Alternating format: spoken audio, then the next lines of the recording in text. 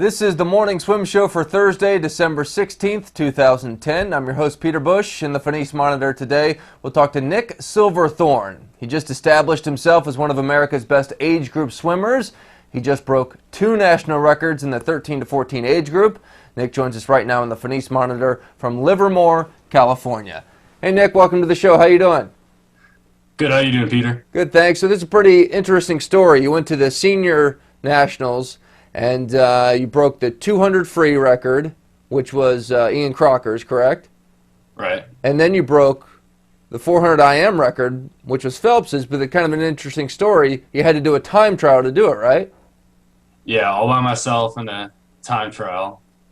And the record got broken the next week at juniors, but I really wish I could have been placed in that heat. I have someone else going after the same thing.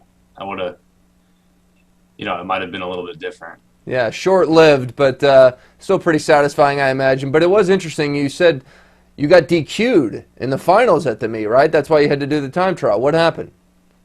So they said I did a sideways pull down. I don't think I did it, but that's what the official said. And I'm not going to fight over a time that wasn't even what I was going for. Yeah.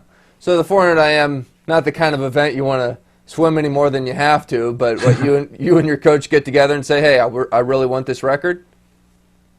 Yeah, well, I knew I was going to do a time trial because I had Saturday off, and it just depended on what I did at the meet to decide what I actually was going to do for the time trial. And missing it by a tenth in prelims in the 400 IM, I knew I had to go out there and give it one more shot.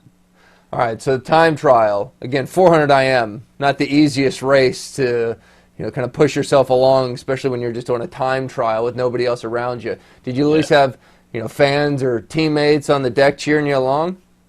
I had my coach, and then there were a couple officials there, and that was pretty much it. Most of the people left, and there weren't very many people even doing time trials that day. I got to tell you, that's pretty impressive, Nick, on 355 flat in the 13-14 age group. But there is a little caveat there. You were 15 the day you did this, right? Yeah, I was 15, but I was 14 the first day of the meet, so it counts as 14. Hey, it's pretty damn fast, no matter how old you were. All right, so you got the 2 records. You still have the 200 free record, but the 400 IM record broken a week later. Did you watch the guy break your record? What was that? Did you watch the guy who broke your record? Yeah, I watched it live on the webcast.